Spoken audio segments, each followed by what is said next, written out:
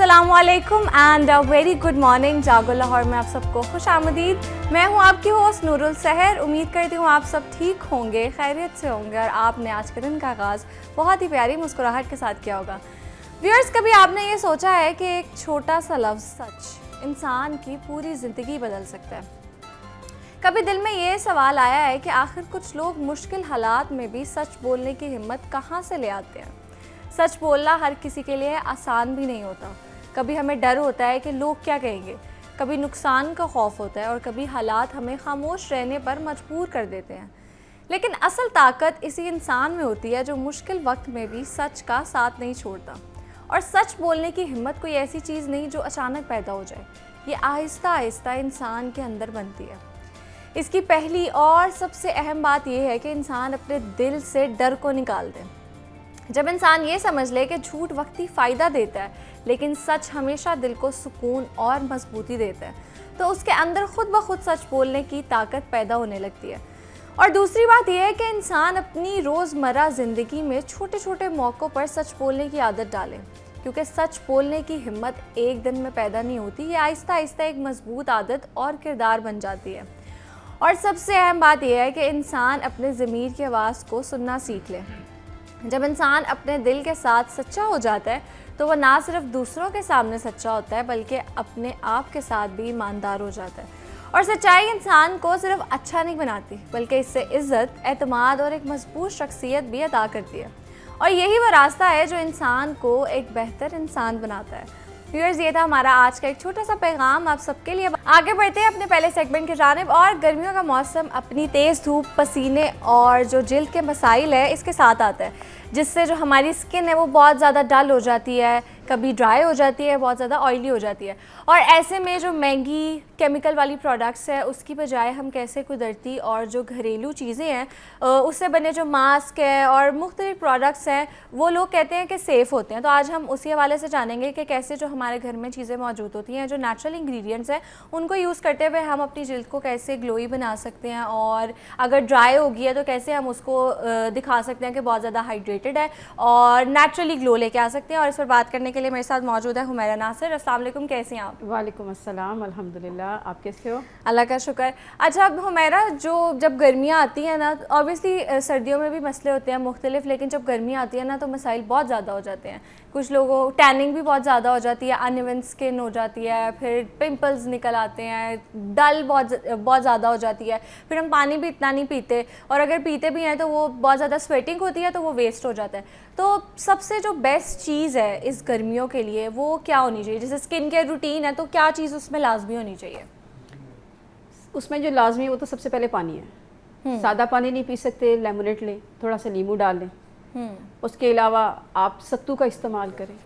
हमारा पंजाब का बेहतरीन सत्तू जौ का मुझे बहुत पसंद है और इतना अच्छा है वो। इवन मेरी फ्रेंड, उनके बेटे को कीमो लग रहा था, छोटा बच्चा था, कैंसर हो गया उसको। तो डॉक्टर से उसके लिए मैं कंसल्टेशन लेती रहती थी, तो मुझे डॉक्टर ने बताया, इवन ये जो हमारे एलोपैथिक डॉक्टर हैं उन्होंने कहा कि जब वो बच्चा कीमो लगवा के आए तो उसे सत्तू पिलाया करें आके, कि कीमो के जो जितने साइड इफ़ेक्ट्स हैं वो सारे एब्जॉर्ब कर लेता है, वो उसको वेस्ट कर देता है। तो मेरे लिए इतनी शॉक्ड बात थी कि हम बचपन से पी रहे हैं लेकिन ये आज तक मुझे नहीं पता। लोग कह रहे हैं कि ये हकीम का नुस्खा है, ये इसका है, तो हम क्यों माने? ये एलोपैथिक डॉक्टर की बात है। राइट। तो उन्होंने कहा कि कीमो के बाद आप देखें, अगर कीमो के वो साइड इफ़ेक्ट्स, उसके जो जितने साइड इफ़ेक्ट्स हैं उसको ख़त्म कर सकता है, तो हमारी अगर हम तो नॉर्मल हिला कर रख देती है बंदे को एक दफ़ा। कितना ये हमारे सत्तू में कितनी स्ट्रॉन्ग अल्लाह ताला ने न्यूट्रिशंस रखे हुए हैं, बिल्कुल हमारी हेल्थ को कितना ज़बरदस्त। उसमें चीनी ना डालें, आप शक्कर डालें। हाँ, मेरे बच्चे दूध में डाल के पीते हैं। अच्छा। वो जस्ट लाइक कम्प्लान की तरह उनको एक फ्लेवर आता है उसका। ओके, बिल्कुल टेस्ट चेंज हो जाता है। ठीक है। तो एक तो अपने पानी के साथ आज मैं आपको एक फेस पैक बताऊंगी जो मेरी फैमिली का फेवरेट है। अच्छा, हॉल फैमिली, मेरे भाइयों का, बहनों का और मेरी भांजियाँ भतीजियाँ जितनी है। अच्छा, जी बताएं। और ये फॉर ऑल टाइप स्किन, ये नहीं सब यूज़ कर सकते हैं, इवन बच्चे भी यूज़ कर सकते हैं। ठीक है। इसमें इतनी ज़बरदस्त और मज़े की चीज़ें हैं सारी। जी बताएं। अब ये देखिए, ये है मेरे पास चुकंदर का पाउडर, बीटरूट पाउडर, और ये मेरा खुद बना हुआ। ठीक है। लेमन पील पाउडर, और ये है मेरे पास बादाम की खली। बादाम की खली। जब हम बादाम का तेल निकलवाते हैं ना तो जी। उसका जो वेस्ट होता है ये वो चीज़ है। ओके। इसमें क्या होगा, बिल्कुल ड्राई है लेकिन इसमें थोड़ा सा ऑयल ज़रूर होता है। जब हम लोग मास्क में इसको यूज़ करते हैं, फेस पैक में यूज़ करते हैं, आपकी स्किन पर छोटा थोड़ा थोड़ा सा ना वो ग्लो देता है। अब मैं आपको बताती हूँ, उसके अलावा बेशुमार चीज़ें, आज सब चीज़ों से एक ही पैक बनेगा। अच्छा ठीक है, सारी चीज़ें डाल देंगे सारी आप? चीज़ें डालती हैं और सबके एक अलग अलग से सबकी ठीक है, वैल्यू है, कोई ऐसी चीज़ नहीं है जो ठीक है। आपकी- स्टार्ट करने से पहले मैं कॉलर को लेते हैं। ठीक है जी अस्सलाम वालेकुम कौसर। जी कौसर, आवाज़ आ रही है आपको मेरी? यारी आवाज में मैंने पूछना है, मेरे बेटे के ना ऊँट काले है क्या, तो मैंने इसके बारे में ना कोई टिप बता दे। ठीक है। क्या काले? पिगमेंटेशन है होंठों पे ना, होंठ बहुत ज़्यादा पिगमेंटेड है, काले हो गए हैं। Okay okay okay. यही फेस पैक अपने होंठों पे भी लगा सकते हैं। जब आप अच्छा। स्क्रबिंग करेंगे ना फेस की तो साथ में अपने होंठ भी साफ करो। ठीक है, बताएं। अदरवाइज आप टूथपेस्ट जब वो ब्रश कर रहे होते हो वही आप अपने होंठों के साथ पे भी आप कर सकते हो। जब हमारे दांतों का टाटर खत्म हो सकता है तो होंठों का क्यों नहीं हो सकता? आमंड ऑयल भी बहुत ज़्यादा अच्छा होता है पिगमेंट के लिए, नहीं, बादाम का। पहले साफ तो करें ना। स्क्रब करके। स्क्रबिंग करते ही नहीं है, फिर उसके बाद आप कुछ भी लगा सकते वैसे हैं। चाय से भी हो जाते हैं, कॉफी बहुत ज्यादा पियो ना उससे, और जो हम जुबान Smoking फेरते से। हैं ना होंठों पे, ये नहीं फेरनी चाहिए। इसकी वजह से पिगमेंटेशन बहुत ज़्यादा हो जाती है होंठों पे, और रिसर्चर्स ने भी, साइंस ने भी इस चीज़ को प्रूव किया कि हमारा जो सलाइवा है उसकी वजह से हमारे होंठ काले होते हैं, तो जुबान भी नहीं फेरनी चाहिए होंठों पे। बिल्कुल। अभी ये देखिए मेरे पास है बेसन, ठीक है, आप इसके 2 टेबलस्पून ले, 2 टीस्पून टेबलस्पून, ये ऑन योर चॉइस, ठीक है। ये है हमारे पास मुलट्ठी का पाउडर, मुलट्ठी का पाउडर, ठीक है। 1 स्पून ओके। Rice flour. अब आपको इन सब का पता है ये क्या क्या चीज़ें हैं, ठीक है। ये राइस फ्लावर आ गया, इसको भी हम 1 में ही लेंगे, राइट। फिर आ गया हमारे पास मसूर की दाल, एक्सफोलिएशन के लिए बेहतरीन, ये भी 1 लिया हमने। अब हमारे पास है ये, थोड़ा सा हम लेंगे हाफ, ये जो हमारी है फिटकरी का पाउडर, ठीक है। स्ट्रेचिंग के लिए अच्छा रहेगा, ठीक। कॉफ़ी, कॉफ़ी 1 स्पून हम कॉफ़ी का लें, ठीक है। राइट। इसके अलावा ये देखिए मेरे पास है गुलाब की Rose पंखुड़ी, petals। रोज़ पेटल्स, इनको ड्राई करें, थोड़ा सा ये डालें, इसका पाउडर, ये पाउडर भी ना 1 स्पून बन जाएगा इसका, ठीक है। इसको डालने का मकसद जो मतलब अगर चुकंदर किसी का, ने पाउडर ऐड करना हो तो वो 1 स्पून नहीं, ऐड इसको कर ले। सबको हम एक दफ़ा से ग्राइंड करेंगे, ठीक है। ऐसे नहीं ना, इसका जस्ट सब चीज़ों की, क्योंकि कोई बारीक है, कोई थोड़ा सा इसका हाँ राइट, उसका ग्रेन ताकि एक ही जैसा टेक्सचर हो जाए, एक जैसा हो जाए। ठीक है। एक कॉलर है, उनका सवाल लेते हैं। जी अस्सलाम वालेकुम। जी वालेकुम सलाम। जी क्या नाम है आपका और कहाँ से बात कर रहे हैं? जावेद इकबाल नाम है, सरगोदा से बात करूँ। मेरी स्किन बहुत ड्राई हो जाती है गर्मियों में खास करके। ठीक है, ड्राई स्किन। अपनी दही लगाया करें अपने स्किन पे। अच्छा, अभी इसके अंदर हम साथ में डालेंगे ये चुकंदर का पाउडर। वैसे ये पाउडर यूज कर सकते हैं? बिल्कुल कर सकते हैं, सॉरी, ये पैक यूज कर सकते हैं? ये ठीक सभी है। कर सकते हैं, ठीक है। इसमें ऑल टाइप स्किन, और ये है कि तमाम ये मसाइल के लिए भी है। मसाइल के लिए भी। अगर इन्होंने इसके अंदर आप दूध ऐड कर लें, बहुत ड्राई स्किन है, दही ऐड कर लें, ठीक है। नॉर्मल है पानी भी ऐड कर सकते हैं। अभी हमने डाला चुकंदर का पाउडर, जो हमारे फेस पे थोड़ा थोड़ा सा रेडनेस को लेकर आएगा, थोड़ी ग्लोइंग और जरा प्यारा प्यारा लगेगा, ओके, ठीक है। नेचुरली एक Naturally ब्लश एक- लगेगा। हाँ। और ये हमारे पास आ गया लेमन पील पाउडर, ठीक है। ये ये डालो। कैसे, ये लेमन पील पाउडर का बताएं। ये जो उसके छिलके होते हैं उसके उसको छिलकों का सुखा पाउडर, के सुखा और के। फिर उसको ग्राइंड करते हैं? जी बिल्कुल। ठीक है। आजकल इतनी प्यारी गर्मी है, इतना प्यारा वो हुआ है ना, इन धूप चीजों इतनी के लिए तो शदीद प्यारी है। गर्मी है, वैसे गर्मियां ये प्यारी सुखाने नहीं के लिए। हाँ, इसके लिए बहुत इनको अच्छी है सुखाने के कि लिए। आप मिर्चें सुखाएं और ये सारी चीजें छत बिल्कुल, पे अपने सुखा घर में सकते खुद हैं। करेंगे सब कुछ, बाजार से ना लें। और अगर आप बाजार से लेते हैं ना चुकंदर का पाउडर, वो इस कलर में आपको मिलता भी नहीं, वो वाइटिंग में होएगा। तो ये आपने किस तरह बनाया? सिंपल, इसको मैंने पील करें, छोटी बारीक बारीक स्लाइस कर लें, या जैसे इसको वो ग्रेट कर लें, ठीक है, धूप में रखें, ठीक है। ड्राई हो धूप जाए भी उसके बहुत बाद। है इसके लिए। फिर थोड़ा सा कवर करके थोड़ी सी ज़रा साइड पे रखें, डायरेक्ट धूप में रखें, फिर कलर भी ख़राब हो जाता है इसका। और इसके बाद ये हम लोगों ने ये तकरीबन हम 2 टेबलस्पून लेंगे इसके आलमंड की जो खली ली हमने, राइट, ठीक है, उसका वेस्ट जो होता है, इन सब चीज़ों को उसमें आप डालने थोड़ी सी हल्दी। ठीक है, आप ये बनाएं, साथ साथ हम कॉलर भी लेते हैं। जी अस्सलाम वालेकुम। वालेकुम अस्सलाम मैम, क्या हाल है आपके? मैं ठीक हूँ, आप खैरियत से हैं? जी मैं भी ठीक हूँ। जी, कहाँ से बात कर रहे हैं और क्या नाम है आपका? उकाड़ा से बात कर रहा हूँ, अजहर महमूद नाम है मेरा। जी अजहर, सवाल कीजिए। जी मेरी बीवी जो है ना, उनके चेहरे के ऊपर निशान बन गया है, गाल के ऊपर। अच्छा, किस चीज़ दाग के बने निशान? थे,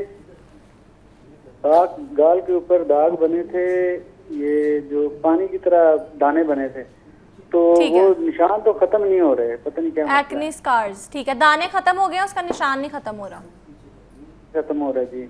वो कोई चीज लगाते हैं तो मदम हो जाते हैं, जब छोड़ते हैं फिर ऐसे ही हो जाता है। ठीक है।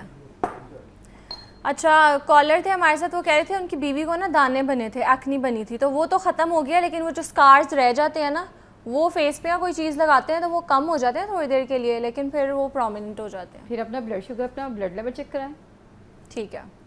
क्योंकि आपके वो क्यों, और से बेहतरीन है आपके पास ये मुलट्ठी का पाउडर, दही में ऐड करके वो लगाएं, ये वाकई काम करता है।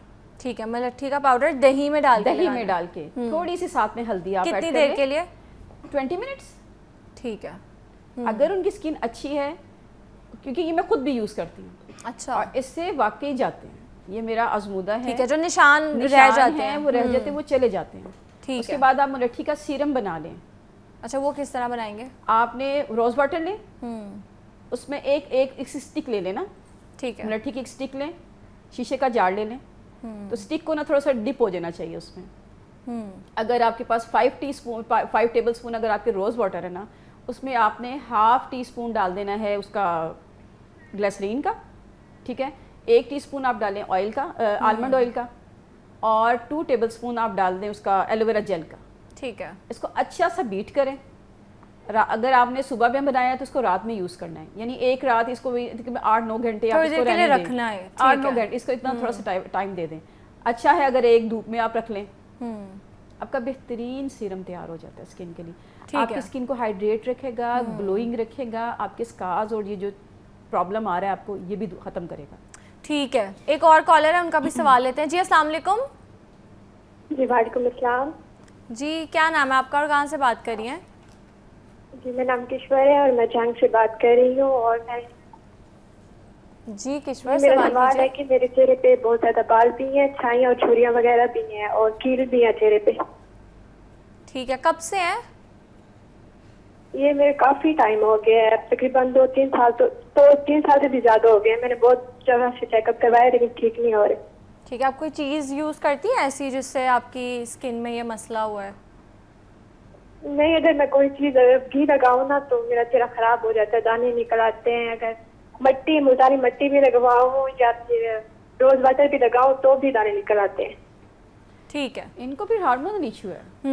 क्योंकि फेशियल हेयर भी है ना हाँ काफ़ी, जी। मुंह पे जो बाल हैं वो इस वजह से ही आते हैं। अगर आपके कोई हार्मोन्स अच्छे डिस्टर्ब हो। डर्मेटोलॉजिस्ट के पास जाएं, अपने हार्मोन्स चेक कराएं, तो क्योंकि इनके फेस पे, अब मैं भी कुछ बता दूं, जब इनको रोज वाटर भी सूट नहीं कर रहा, Exactly. इवन वो इतना, वो तो किसी को भी इफेक्ट नहीं कर रहा होता, बिल्कुल ऐसे ही है। तो इनको अपने फेस पे कुछ अप्लाई करना भी नहीं चाहिए। ये अपने डॉक्टर से कंसल्ट करें, ज़्यादा बेहतर है इनके लिए। ठीक है। क्योंकि हम लोग जो भी बताएंगे डेफिनेटली ये आपके बाहर स्किन को तो अच्छा करेगा, लेकिन जो आपका इंटरनल हेल्थ है उसको भी तो आपने फोकस करना है। तो बिल्कुल। उनके इंटरनल हेल्थ को प्रॉब्लम है। बिल्कुल ऐसे ही है, उनको चाहिए पहले टेस्ट भी करा लें, एक दफ़ा डॉक्टर को भी दिखा लें और किसी अच्छे डर्मेटोलॉजिस्ट को दिखाएं। और जी ये हो गया हमारा। इसमें हमने कितनी चीज़ें डाली, और इसके अंदर एंड में डालेंगे हम मिल्क पाउडर। ठीक है, इसको कोई भी आप मिल्क ग्रेट- पाउडर ले लें। मीठे वाला ना, वो ना हो ना, जो टी वाला ना हो, टी वाला वाइटनर ना हो, नहीं। फिर कौन सा टी वाला वाइटनर हो? नहीं, अभी वो ये बच्चों का जो होता है? देखिए, बच्चों वाला भी आप डाल सकते हो। उसके बाद आप लेते हैं, मैं नाम ले लूँ, नहीं आप ऐसे ही बता दें हमें। जो इंस्टेंट मिल्क बच्चों को दिया जाता है आयरन की डेफिशिएंसी के लिए भी आप दे रहे अच्छा होते अच्छा, हो। ठीक है, सिंपल, जो हम छुप छुप के खा भी लेते हैं। ठीक है, ये वो वाला दूध। ओके, तो वो समझ किसी गई। चीनी वाला नहीं। आप इन सबको एक दफ़ा से अच्छा सा ग्रेट करें। कुछ भी नहीं होएगा, आप इसको जस्ट फ्रिज में रख लें, थोड़ा सा निकालें, मिक्स किया, दूध में मिक्स कर लें, पानी में मिक्स कर लें, आप दही में मिक्स करें। सेंसिटिव स्किन है दूध में कर लें, नॉर्मल है दही में कर लें, ड्राई है दही चलेगा, और अगर कुछ भी नहीं, बहुत ऑयली है तो आप पानी में मिक्स कर लें। ठीक है। आपकी स्किन को ना सिर्फ ये खूबसूरत भी, कलर भी आपका अच्छा होगा, टैनिंग खत्म होगी। और ये किस टाइम हम इस्तेमाल करें? किसी भी टाइम आप इस मास्क के लिए क्या टाइमिंग, आप जब आपने फ्री होना है आपने तभी लगाना है। ठीक है, तो हम बात कर रहे थे समर्स में हम अपनी स्किन का कैसे ख्याल रख सकते हैं और जो हमारी घर पर चीज़ें मौजूद हैं उनको यूज़ करते हुए हम अपनी स्किन को कैसे हेल्दी और ग्लोई बना सकते हैं। मेरे साथ मौजूद थी Humaira Nasir. Thank you so much for your time. Thank you so much. You welcome. अब यहाँ लेंगे एक ब्रेक के बाद दोबारा मिलते हैं।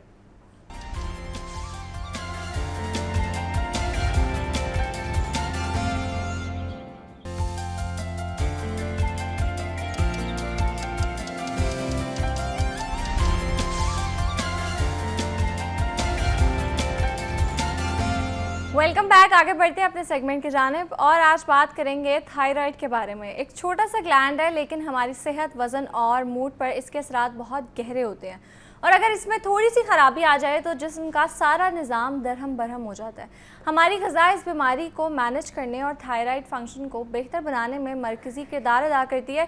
इसलिए आज के सेगमेंट में हम जानेंगे कि वो कौन सी ग़िज़ाएँ हैं जो थायराइड ग्लैंड की कारकर्दगी को बेहतर करती हैं और वो कौन सी ग़िज़ाएँ हैं जो थायराइड के मरीज़ों के लिए नुकसानदेह। और इस पर बात करने के लिए मेरे साथ मौजूद हैं डॉक्टर अबीरा सलीम। अस्सलाम वालेकुम, कैसी हैं आप? वालेकुम सलाम, अल्हम्दुलिल्लाह मैं ठीक, आप कैसी हैं?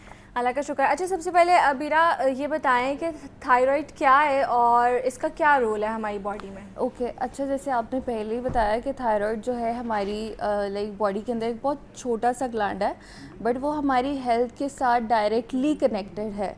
ठीक है, जैसे हमारे जो हार्मोन्स हैं, हमारा वेट गेन है, वेट लॉस है। समटाइम आपने काफ़ी सारे पेशेंट से ये सुना होगा जो क्लिनिकल प्रैक्टिस में भी हैं डॉक्टर्स, दे नो दैट के मोस्ट ऑफ द टाइम जब भी पेशेंट इस कंसर्न के साथ आते हैं कि हमारा वेट काफ़ी मंथ्स हो गए हैं, काफ़ी ईयर्स हो गए हैं, स्टक है, चाहे वो वेट गेन उनका स्टक हो या वेट लॉस है वो स्टक हो, तो वो भी थायराइड ग्लैंड की वजह से ही होता है। या तो उनके साथ प्रॉब्लम हाइपरथायरॉयडिज्म का होता है या हाइपरथायरॉयडिज्म का होता है, जो कि हमारी बॉडी के साथ कनेक्टेड इस तरह से है कि वो हमारे वेट पे बहुत ज़्यादा इफ़ेक्ट करता है, हमारे हार्मोनल इम्बैलेंस पे बहुत ज़्यादा कनेक्ट करता है। हमारी बॉडी के काफ़ी सारे फंक्शंस हैं जो हमारा थायराइड ग्लैंड रेगुलेट कर रहा होता है। तो ये डिस्टर्ब होता कैसे है?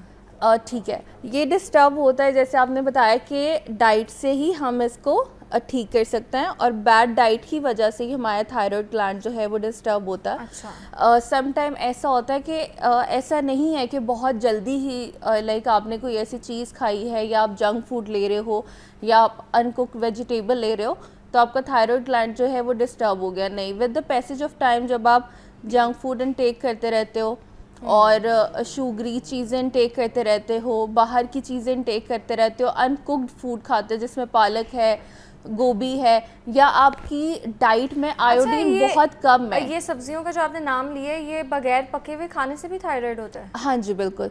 ओके, बिल्कुल बिल्कुल ऐसा मतलब ही जो है। हम मटर खा लेते हैं या हम गोभी ऐसे खा लेते हैं, शिट सॉरी मुझे नहीं खानी चाहिए, मतलब हाँ ऐसे।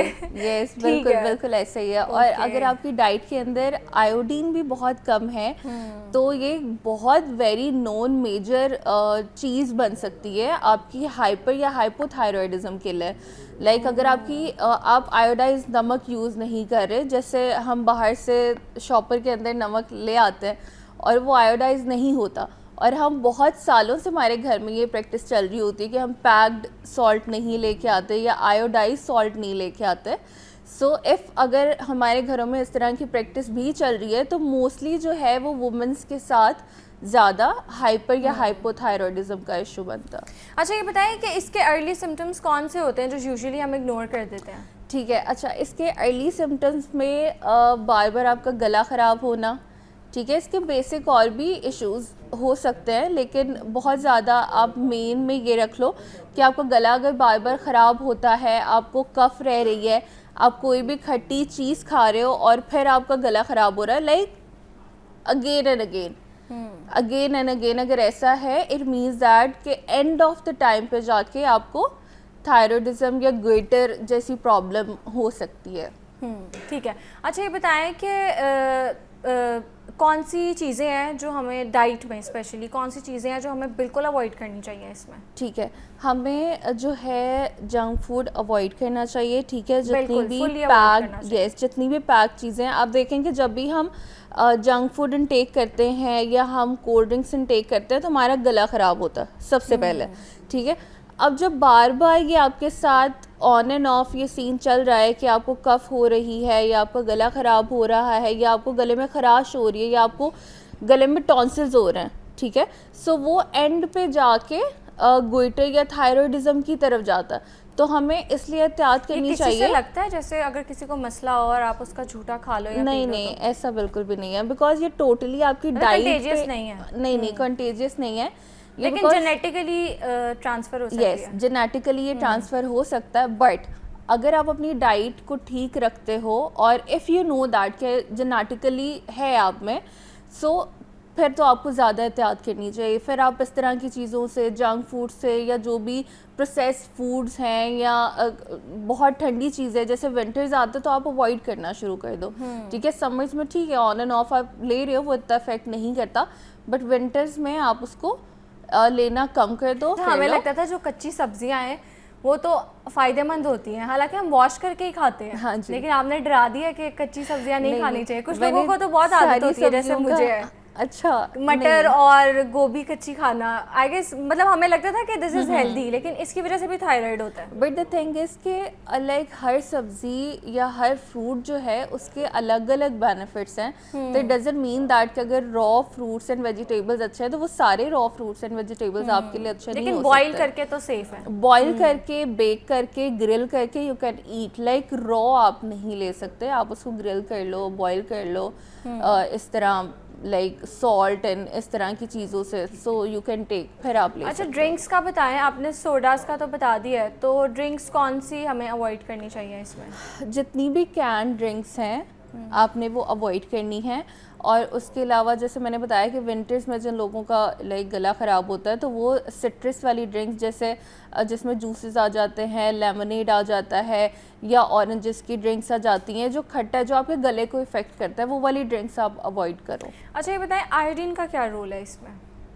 आयोडीन का बहुत बड़ा रोल है कि आपके थायराइड को रेगुलेट करने में, इसको चलाने में। आयोडीन एक लाइक फ्यूल की तरह काम करता है, ठीक है। जैसे हमारी बॉडी को चलाने के लिए हमारी डाइट फ्यूल की तरह काम करती है, उसी तरह हमारे ग्लैंड जो थायराइड है उसको चलाने के लिए आयोडीन जो है वो फ्यूल की तरह काम करता है। तो एक तो आपको डाइट में आयोडाइज सॉल्ट और सी फिश, बिकॉज उसमें भी बहुत ज़्यादा आयोडीन होता है। सो जैसे अभी ये क्वेश्चन आया कि क्या डाइट लेनी चाहिए, तो उनको फ़िश भी ज़्यादा से ज़्यादा इंटेक करनी चाहिए। लाइक वीक के अंदर वो 2 दफ़ा ले सकती हैं, 3 दफ़ा ले सकती हैं। ठीक है। अच्छा ये बताएं कि इसका ट्रीटमेंट ये फुली तौर पे हम इसको हील कर सकते हैं अगर बिल्कुल स्टार्ट में किसी को हुआ हो? बिल्कुल, अगर स्टार्टिंग में है तो आप इसको हील कर सकते हो, जो मैंने लाइक डाइट बताई है उसको फॉलो करके। लेकिन अगर ये बहुत ज़्यादा हो गया, जैसे अभी क्वेश्चन आया कि बहुत टाइम से मतलब मेरा गला ख़राब है, तो होपफुली इनको हो लाइक बिकॉज इन्होंने चेक नहीं कराया, तो she didn't know about that कि लाइक हाइपरथायरॉयडिज्म है या क्या है। इनको यही लग रहा है कि मेरा गला ख़राब रहता है। तो अगर वो स्टेज तक चला गया है तो फिर इसके लिए हम सर्जरी भी करते हैं और सर्जरी करके इसको रिमूव करते हैं। बट इफ़ यू फील कि इस तरह है तो आपको सबसे पहले टेस्ट कराना चाहिए। अगर टेस्ट में आ गया है तो फिर आपको मेडिसिन और विद डाइट फिर भी आप इसको ठीक कर सकते हो। अच्छा ये बताएं कि इसके सबसे वर्स्ट सिम्टम्स कौन से होते हैं हमारी बॉडी पे? क्योंकि अक्सर लोग कहते हैं कि इसमें या बहुत ज़्यादा वेट गेन हो जाता है, ये बहुत ज़्यादा वेट आपका कम हो जाता है और आवाज़ पे भी इफ़ेक्ट करता है ये। बिल्कुल ऐसे ही है। लाइक सबसे बड़ा सिम्टम ये है कि अगर आपका वेट बहुत टाइम से स्टक है, लाइक जैसे वेट गेन हो गया है बहुत ज़्यादा और वो 1-2 साल हो गए आप फील कर रहे हो कि आपका वेट लाइक 1 kg भी ना बढ़ रहा है ना कम हो रहा है, और अगर आपका वेट बहुत ही आप लीन हो या बहुत कम हो गया तो वो वहीं पे है। जब आपका वेट स्टक हो जाता है तो फिर हम सबसे पहले लाइक आप एक पेशेंट आया आपके पास वेट गेन के साथ और उसको आपने एक डाइट प्लान दिया है, ठीक है। अब वो 6 मंथ वो डाइट प्लान फॉलो कर रहा है या 3 मंथ्स कर रहा है, बट उस पर उसका कोई इफेक्ट नहीं हो रहा, उसका वेट जहाँ पे है वहीं पे स्टक है। फिर हम सबसे पहले उसका थायराइड का टेस्ट कराते हैं, बिकॉज ये एक मेन रीज़न है या मेन सिम्टम है जो आपको बताता है कि आपको थायराइडिज्म है या नहीं है। ठीक है, कॉलर है, उनका सवाल लेते हैं। आयशा है हमारे साथ गिलगित से। अस्सलाम वालेकुम आयशा।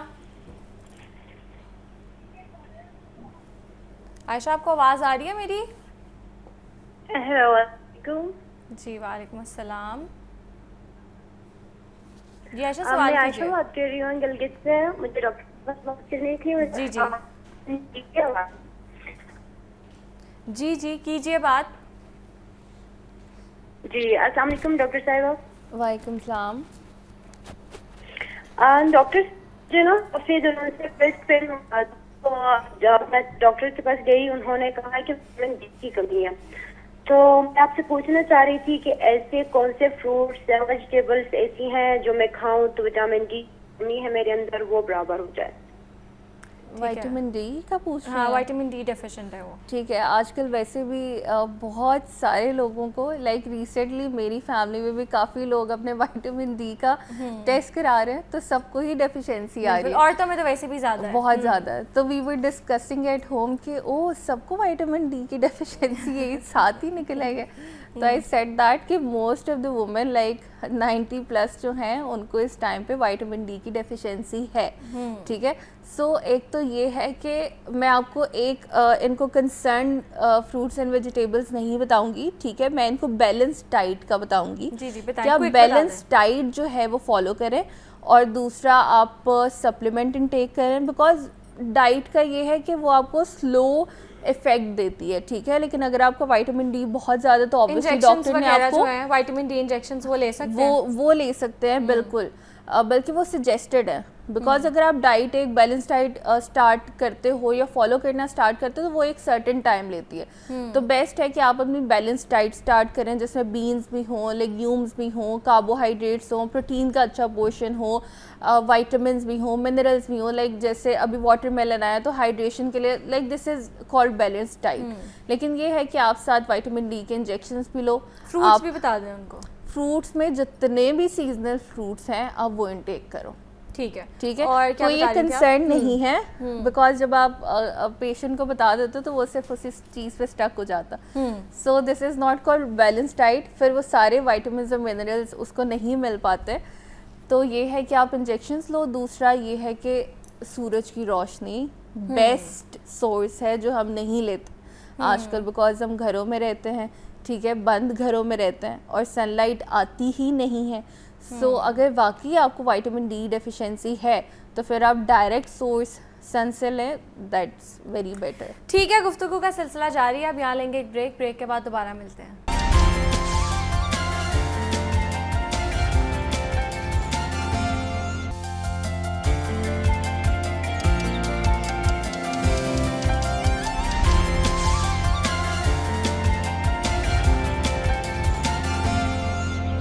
Welcome back. आगे बढ़ते हैं अपने सेगमेंट की जानिब। और पाकिस्तान में होने वाली मजमूई खुदकुशियों में तकरीबन 48% शादीशुदा ख़वातीन हैं, जबकि माओ के बच्चों के कत्ल के 63% वाक़यात सिर्फ पंजाब में रिपोर्ट हो रहे हैं। लेकिन रीसेंट जो ट्रेंड है वो इससे भी ज़्यादा खौफनाक है। अब ये सिर्फ घरेलू तशद्दुद से तंग आकर की गई खुदकुशी नहीं रही, बल्कि एक मुजरिमाना रंग इख्तियार कर चुकी है। इचरे में एक माँ ने अपने 3 बच्चों को कत्ल किया। फैसलाबाद और दरियाए रावी के किनारे ऐसे वाक़यात सामने आए जहां माओ ने दूसरी शादी की खातिर बच्चों को मौत की नींद सुला दिया, इन्हें बेयारो मददगार छोड़कर फरार हो गई। अब तक ऐसे अराउंड 44 इंसिडेंट्स रिपोर्ट हो चुके हैं। यहाँ तक कि ऐसे केसेस भी सामने आ रहे हैं जहाँ बीवी ने शौहर को सिर्फ इसलिए कत्ल कर दिया क्योंकि वो इसे कबूल करने पर तैयार नहीं थी और किसी और के साथ ज़िंदगी बसाना चाहती थी। तहकीकात के मुताबिक अराउंड 34% ऐसे केसेस हैं जिसके पीछे ये वजह है कि ख़वातीन दूसरी शादी की ख्वाहिशमंद थी। आखिर माएँ इस हद तक सफाक कैसे हो गई? क्या ये माशरती दबाव, घरेलू हालात या फिर पसंद की शादी ना करने का नतीजा है? इसी हवाले से आज बात करेंगे। मेरे साथ मौजूद हैं क्राइम रिपोर्टर मुजाहिद शेख। अस्सलाम वालेकुम, कैसे हैं आप? जी मैं बिल्कुल ठीक हूँ, अल्लाह का शुक्र। और साथ साथ मेरे साथ मौजूद है साइकोलॉजिस्ट डॉक्टर हिना फातिमा। अस्सलाम वालेकुम, कैसे हैं आप? वालेकुम अस्सलाम, अल्हम्दुलिल्लाह बिल्कुल ठीक। अच्छा मुजाहिद साहब, आपसे स्टार्ट करूँगी। सबसे पहले तो ये बताएं कि रीसेंट डेज़ में हम देखते हैं आए दिन ऐसा कोई ना कोई खौफनाक इंसिडेंट रिपोर्ट हो रहा है जिसमें माएँ अपने बच्चों को कत्ल कर रही हैं, उनको छोड़ के जा रही हैं, अपने शोहर को मार रही हैं। तो इसके पीछे क्या वजूहात है और ये इतना दिन ब दिन बढ़ता क्यों जा रहा है? देखें, पिछले कुछ अरसे से लाहौर में ख़ासकर इस तरह के वाक़यात सामने आए, जिसका भी आपने अपने इंट्रो में ज़िक्र भी किया कि इचरा के इलाके में एक माँ अपने 3 बच्चों की जो है वो जान ले लेती है। लेकिन उसकी सिर्फ एक वजह ये नहीं थी कि वो अपने शोहर को पसंद नहीं करती थी या उसके साथ उसके ताल्लुकात ठीक नहीं थे। उसकी बहुत सारी वजूहात थी जिसके पीछे जब उसको गिरफ़्तार किया गया तो उसने काफ़ी चीज़ें इन्वेस्टिगेशन के दौरान बताई कि शोहर उसके ऊपर तशद्दुद भी करता था, उसको ताने भी दिए जाते थे और यहाँ तक कहा जाता था कि ये बच्चे भी मेरे नहीं हैं। इस तरह की बहुत सारी बातें वो की जाती थी। फिर जिस तरह से सोशल मीडिया का इस वक्त इस्तेमाल बेदरेग किया जाता है और कोई ऐसा चेक एंड बैलेंस नहीं है, तो उसकी एक झंग के रहायशी नौजवान से दोस्ती हो जाती है और वो दोस्ती इस हद तक परवान चढ़ना शुरू हो जाती है कि वो उसके साथ शादी करने के लिए तैयार हो जाती है। फिर वो उसको अपने हालात घर के नज़र आते हैं, गुर्बत भी है और छोटा सा घर है, एक कमरे पे मुश्तमिल, और साथ जो है वो सास भी रहती है, वो भी गाहे बगाए उसके साथ झगड़ा। और जब ये इंसिडेंट होता है उससे 2-3 रोज़ पहले भी एक बड़ा झगड़ा घर में होता है। तो फिर वो बड़े पुरएतमाद हो के इस वाक़े को, इस मामले को करती है कि बाज़ार से जाकर एक छुरी ख़रीद कर लाती है, चाकू ख़रीद कर लाती है और उसको अपने पास रखती है। फिर एक रात पहले वो शोहर को कहती है कि मेरी तबीयत ठीक नहीं है या उसका ब्लड प्रेशर लो हो गया। फिर उसको ड्रिप भी लगती है, कोई मेडिकल ट्रीटमेंट भी उसका किया जाता है। और फिर अगले रोज़ जब ये वाक़या सब कुछ हो जाता है, आप उसकी मंजरकशी देखें कि क्या होगा कि एक माँ जो जिसके बारे में नहीं आती है कि क्या कुछ कहा गया, जन्नत उस माँ के, हर माँ के पैरों के नीचे रखी गई है और वो ज़िबा करती है अपने बच्चों को, गर्दनें कटी होती हैं, वो छुपन छुपाई खेलती है बारी बारी सबके साथ और एक एक करके मारती है, एक एक करके उनको कत्ल कर देती है। फिर जो है वो बड़ी महारत से, यही कहूँगा कि अपने शोहर को कॉल करती है, लेकिन शोहर फिर भी कि बीवी की तबीयत ख़राब है, वो उसकी कॉल पे आ जाता है और उसको वो मेडिकल स्टोर पे लेके जाता है और ताला घर के दरवाजे के बाहर वो खुद लगाती है और चाबी भी उसके पास होती है। तब तक उसने बच्चों को मार दिया होता है। फिर वो जाती है मेडिकल स्टोर पे, तो वहाँ पे वो कहती है कि अब मेरी कुछ तबीयत बेहतर लग रही है। जब वो वापस आती है तो शोहर साथ ही होता है और जब वो दरवाज़ा खोलती है, ताला खोलती है, तो शोहर बाहर कोई बिजली का मीटर था, उसको कुछ देख रहा होता है कि कितने, जो गरीब आदमी का होता है कि यूनिट, कितने यूनिट हो गए या इस तरह का कुछ करती है। तो जब दरवाज़ा वो ओपन करती है तो अंदर यकीनन जो वो करके गई होती है उसको ड्रामा करने के लिए वो शोर मचाती है कि बच्चों को क्या हुआ। अब यहाँ पे सवाल ये पैदा होता है कि पुलिस और वहाँ पे लोग मौजूद ये सोचते हैं कि अभी तो ये जा रहे हैं, घर के बाहर ताला लगा हुआ है, तो फिर ये वाक़या कैसे हो सकता है?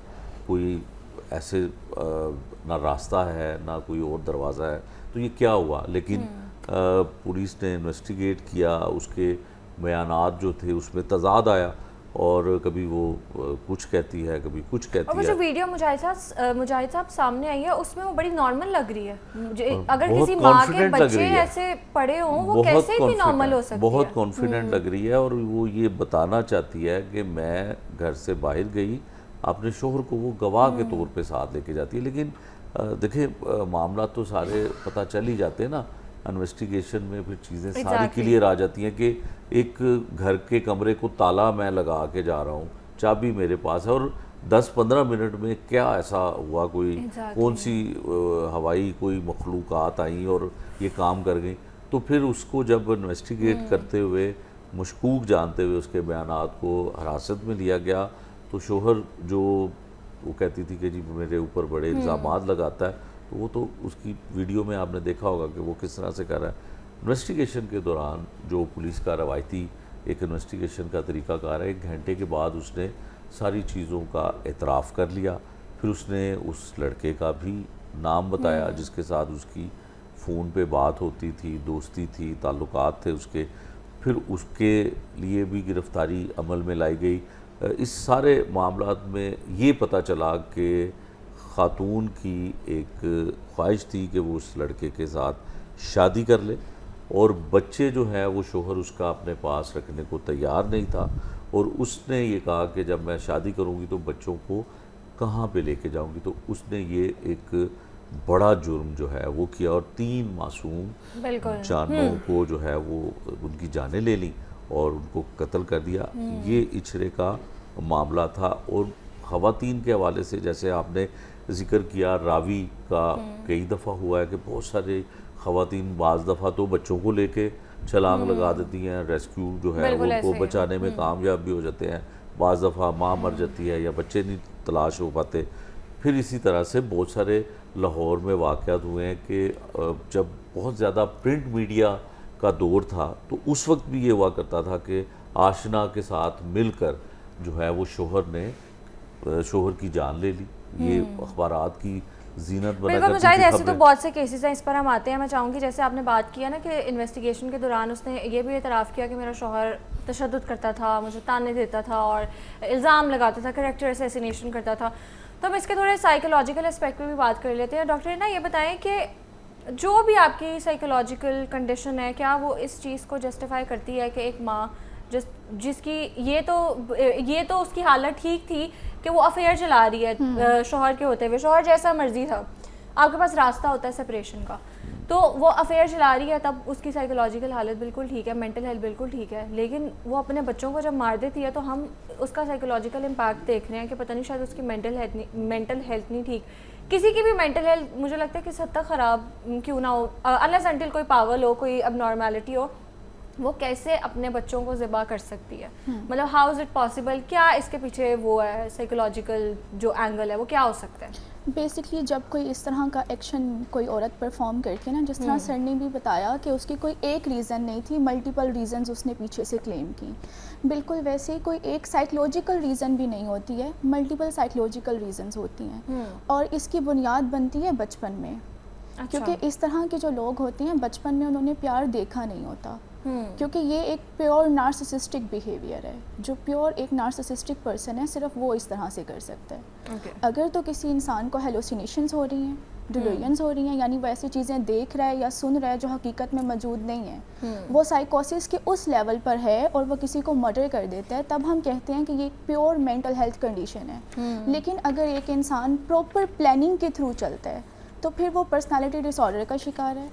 यहाँ पर सिर्फ ये नहीं होता कि कोई साइकोलॉजिकल डिसऑर्डर है, यहाँ पर भी मल्टीपल कंडीशंस आ रही होती हैं। पर्सनालिटी डिसऑर्डर यहाँ पे आ रहा होता है, हस्बैंड के ख़िलाफ़ इतना रिवेंज भरा हुआ था कि उनके बच्चे भी उनको कबूल नहीं थे।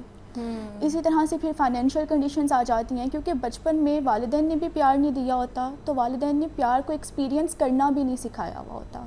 जब एक इंसान अडल्ट बनता है वो अपने स्पाउस से भी उस प्यार को एक्सपीरियंस नहीं कर पाता। यहाँ पे अगर हम बात करें ना सोशल मीडिया की, तो कहीं से आपको इंस्टेंट डोपामीन अगर हिट हो गया आपका, थोड़ी सी अटेंशन मिलती है, आपने ये भी नहीं सोचा कि वो एक परमानेंट रिलेशनशिप है भी या नहीं, सिर्फ वो आपका एक तरफ का रिवेंज था, आपकी अपनी फ्रस्ट्रेशन थी, वो आपने निकालनी थी, कहीं से आपको थोड़ी सी एक तरह से शय मिल गई और आपने टोटल अपने जो इमोशंस हैं वो वेंट आउट कर दिए। लेकिन वो आपने वेंट आउट किस तरह से किए, आपकी मेंटल हेल्थ कंडीशन बेसिकली आपके पर्सनालिटी डिसऑर्डर की वजह से इतनी पीक पे चली गई कि आप अपने इमोशंस को अंडरस्टैंड ही नहीं कर सके। अदरवाइज़ औरत जो है उसमें मोहब्बत को फ़ील करने का जो जज्बा है वो मर्द की निस्बत ज़्यादा होता है। तभी बोला गया है कि जो माँ है वो बच्चों का बहुत ज़्यादा एहसास करती है, वो बच्चों के इमोशंस को बहुत जल्दी अंडरस्टैंड कर लेती है। लेकिन इमोशनल नम्बनेस इतनी ज़्यादा उस टाइम पर हो गई कि वो अपने इमोशंस को फ़ील ही नहीं कर पा रही है, और वो जो काम कर रही है वो टोटली साइकोपैथ काम है। उन्हें हम नॉर्मल कैटेगरी के अंदर नहीं रख सकते हैं। साइकोपैथ्स हमारी सोसाइटी में एग्जिस्ट करते हैं, हमारे साथ उठते बैठते हैं, हमें अंदाज़ा नहीं हो पाता उनकी थिंकिंग किस वक्त कितनी पीक पे चली जाएगी, हम इस चीज़ का अंदाज़ा नहीं लगा पाते। बिल्कुल ऐसे ही है। मुजाहिद साहब ये बताएं कि ऐसी ख़वातीन जो इन क्राइम्स में मुलव्वस है, अपने बच्चों को मार देती हैं, अपने शौहर को मार देती हैं, अब तक उनको क्या सज़ाएं दी जा चुकी हैं? देखिए, सज़ा तो वही है जो एक खून का बदला खून, सज़ा तो वही बनती है। लेकिन सज़ाएँ क्या मिल पाई हैं, इसमें बहुत सारी वजूहात हैं सज़ाएँ ना मिलने की और उन केसेस के इल्तवा के रहने की। ये जो इंसिडेंट हुआ जिसका हमने इचरा का ज़िक्र किया, माँ ने एतराफ़ कर लिया, ये तो हर दिल को जो है वो बुरी लगी और हर शख्स ने इस पर रद्द अमल भी किया। तो ये स्टेटमेंट की हद तक तो ये बहुत दुखी और तकलीफ़ दे अमल है और इस पर हर बंदा ये चाहता है कि इसको सज़ा भी मिलनी चाहिए, डेफिनेटली मिलनी चाहिए जो उसने किया। लेकिन सज़ा देने का और सज़ा दिलवाने के लिए एक प्रोसेस है। कानून जो है वो एविडेंस और एविडेंस कलेक्शन और इस तरह की चीज़ों पर चलता है। हमारे जो निज़ाम है तफ्तीश का और हमारे जो सज़ा दिलवाने का इल्ज़ाम, जो सज़ा दिलवाने का अमल है, वो सुस्त रवि का शिकार होता है। देखिए, इसमें गवाह चाहिए, इसमें बहुत सारे डिजिटल एविडेंस चाहिए, आपको मेडिकल बहुत सारे एविडेंस चाहिए। सिर्फ मुलजिम का इतराफ़ कर लेना, कोई भी मुलजिम हो, इस खातून को डिफेंड हरगिज़ मैं नहीं कर रहा, लेकिन एविडेंस चाहिए कि इसको किस तरह से सज़ा दिलवा, प्रोसेस है ज़ाहिर अदालत में। अब देखें, 14 रोज़ के लिए जो इसका जिस्मानी रिमांड लेना कानूनी तौर पे बड़ा ज़रूरी है किसी भी केस में, 302 का जो केस हो उसमें। अब ये केस CCD के पास है और CCD ज़ाहिर है जो रिकॉर्ड में चीज़ें हैं वो तो तफ्तीश करते नहीं हैं, वो तो सिर्फ साथी ही आते हैं और उसका अमल वो जो भी होता है वो फिर सामने आ जाता है। लेकिन प्रोसेस जो है वो इसका थोड़ा सा लंबा है। आला कत्ल बरामद डेफिनेटली पुलिस ने कर लिया। उस आला कत्ल पे जिसको छुरी या चाकू कहा जा रहा है, उसके ऊपर उसको ब्लड को फ्रांसिक के लिए भिजवाना, फिर बच्चों के पोस्टमार्टम रिपोर्ट में कि उसकी वजह क्या है, थोड़ा सा 5-6 महीने ऐसी मेडिकल रिपोर्ट आने में, पोस्टमार्टम रिपोर्ट तो 2-4-5 दिनों में आ जाती है, वो इनिशियल रिपोर्ट होती है, लेकिन असल रिपोर्ट है वो फ्रांसिक की, उसमें थोड़ा सा टाइम लगता है क्योंकि पंजाब भर में एक ही बड़ी जदीद किस्म की हमारी फ्रांसिक लैब है, तो उसमें थोड़ा सा डिले होता है। 14 रोज़ के बाद ज़ाहिर है इसको जुडिशल कर दिया जाएगा, जेल भिजवा दिया जाएगा, केस चलता रहेगा, चलान इसके जमा करने हैं, एविडेंस चाहिए, FIR जो है वो पुलिस की मुद्दत में की गई है।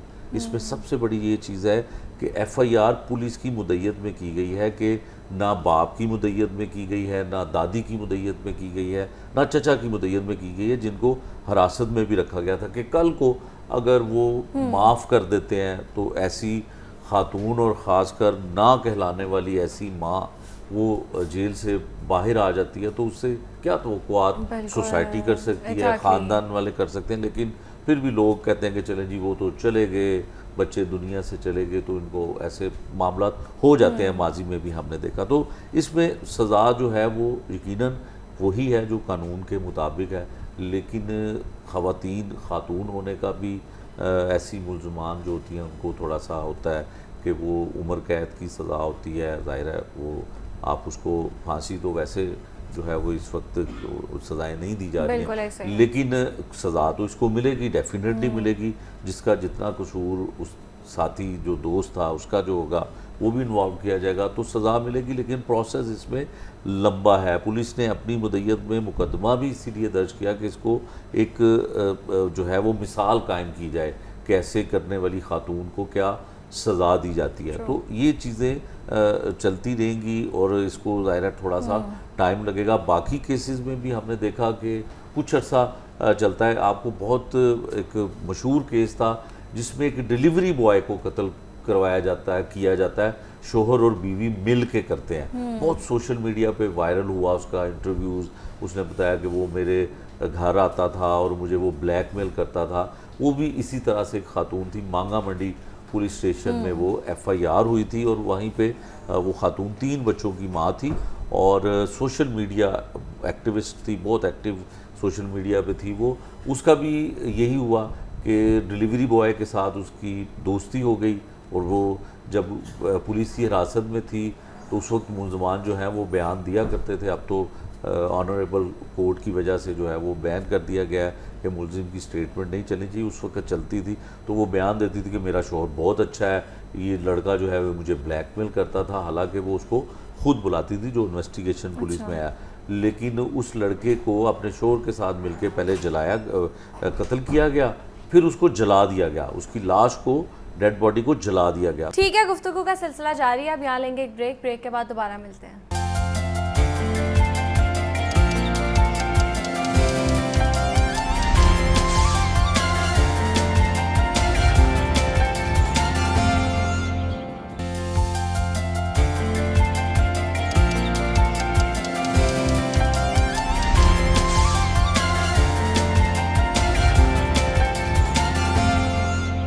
वापस आते हैं अपने प्रोग्राम की जानिब और आज हम बात करेंगे वार्डरोब के हवाले से। जो हमारा वार्डरोब है वो कैसे हमारे जो करियर को और हमारे मूड को और हमारी पर्सनालिटी को अफेक्ट करता है, और इसी पर आज हम बात करेंगे। मेरे साथ मौजूद हैं fashion designer and wardrobe consultant Saman Asad. अस्सलाम वालेकुम, हाउ आर यू? वालेकुम अस्सलाम, अल्लाह का शुक्र, ठीक ठाक, thank you for inviting. You welcome. अच्छा समन, अक्सर कहा जाता है कि dress for the job you want, not for the job you have. Yes. तो ये तो लोग इस पे तो अमल ही नहीं करते। लोग तो जो अपनी जॉब होती है उसमें भी बड़े बुरे मूड से आते हैं। हाँ, अच्छी ड्रेसिंग करना तो दूर की बात है, ये बड़ी पर्सनल सी बात हो जाती है।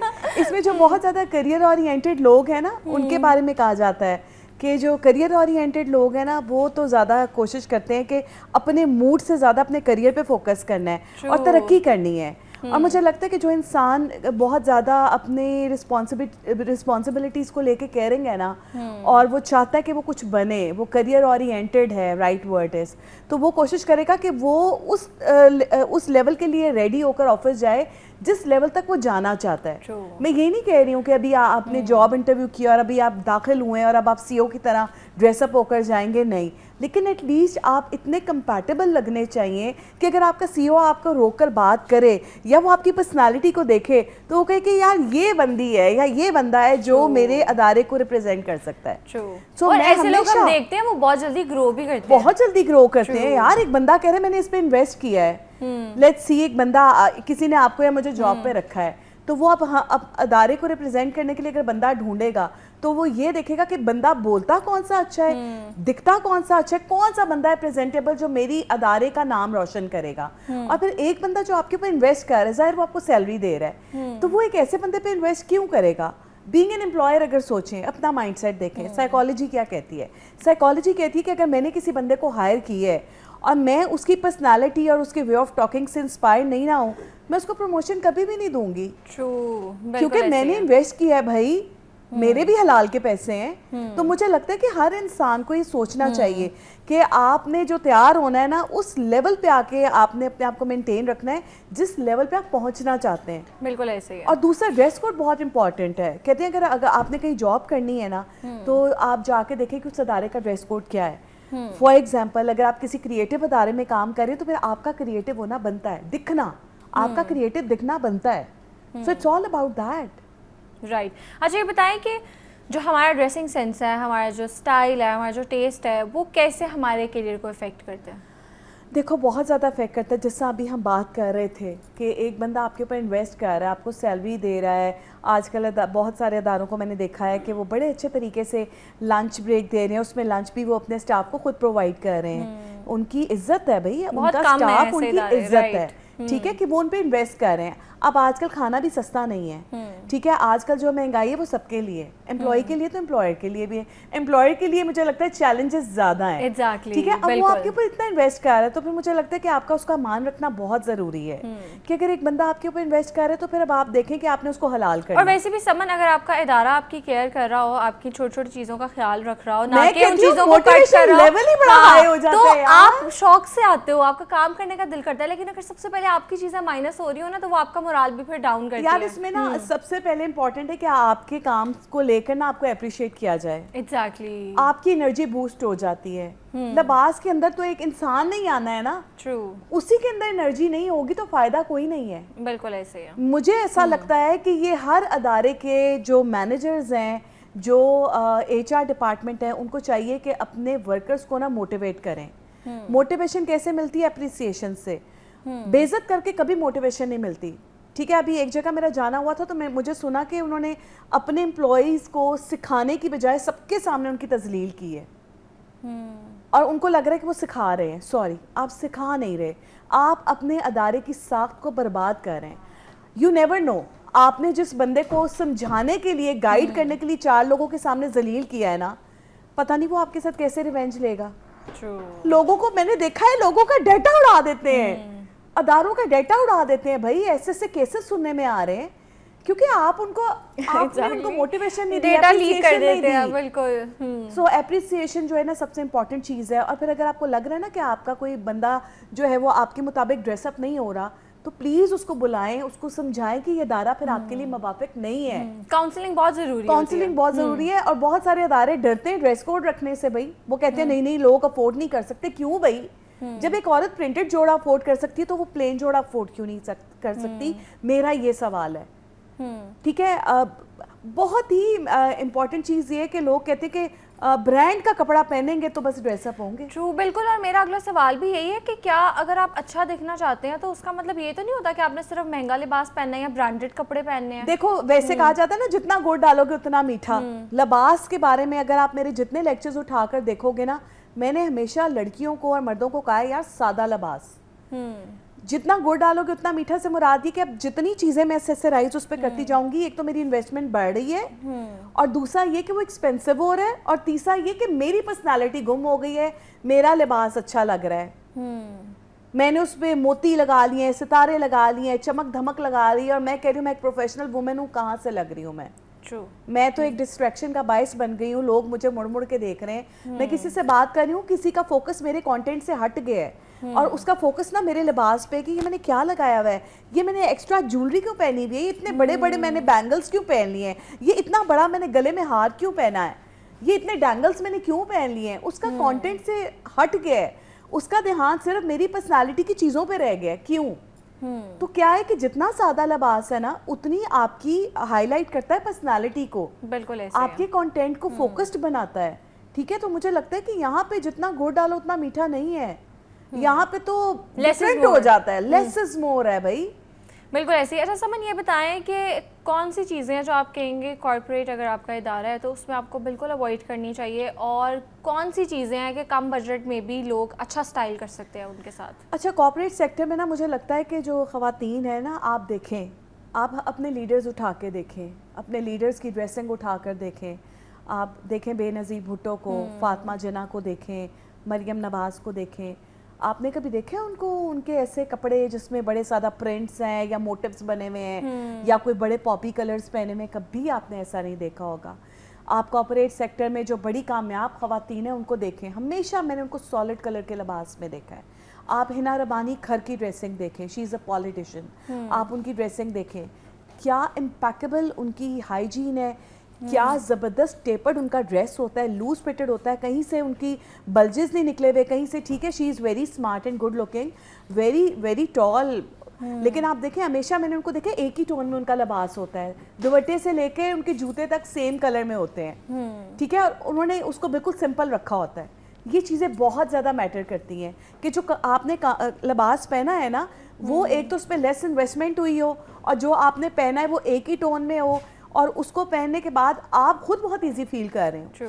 ठीक है, ये ना हो कि आपको लगे कि यार जो ड्रेस मैंने पहना है वो कहीं से खिंचा जा रहा है, कहीं से मुझे अनकंफर्टेबल हो रहा है। अगर मुझे अनकंफर्टेबल हो रहा होगा तो ऑटोमेटिकली मेरी चाल ढाल तो बिल्कुल ही और सेल्फ एस्टीम हो जाती है, इंसान का मूड खराब हो जाता है कि हाय हाय मैं ये और जितना मर्जी मेकअप कर लेना वो चार्म वो ग्लो आता ही नहीं है, क्योंकि आप फील कॉन्फिडेंट नहीं कर रहे। जब तक आप फील नहीं कर रहे वो आपकी पर्सनालिटी में नहीं आता। बिल्कुल ऐसे ही। अच्छा ये बताएं कि कम बजट में हम कैसे स्टाइलिंग कर सकते हैं अच्छी?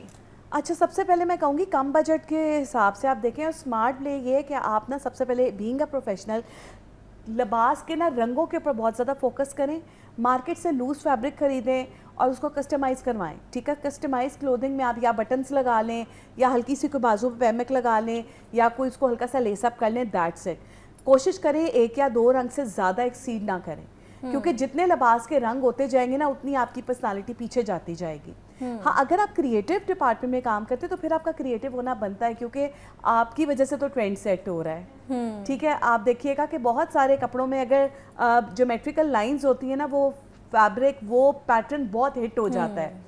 सो दैट शोज कि आपके जो पैटर्न्स हैं, पैटर्न्स में सिर्फ ज्योमेट्रिकल डिजाइन्स आपके बहुत ज़्यादा प्रोफेशनल लुक क्रिएट करते हैं, या फिर सेल्फ प्रिंट। नॉर्मली जिस तरह का आपने पहना हुआ है ये भी सॉर्ट ऑफ सेल्फ प्रिंट ही है, इसमें 2 से ज़्यादा कलर्स नहीं है, ठीक है। तो वो जो कलर्स होते हैं जो एम्बोस्ड हो रहे होते हैं, बैकग्राउंड कलर और उसका सेम होता है, उसके ऊपर जो प्रिंट होता है वो भी सेम होता है, 19-20 का बस फर्क होता है, तो that is called you know self print.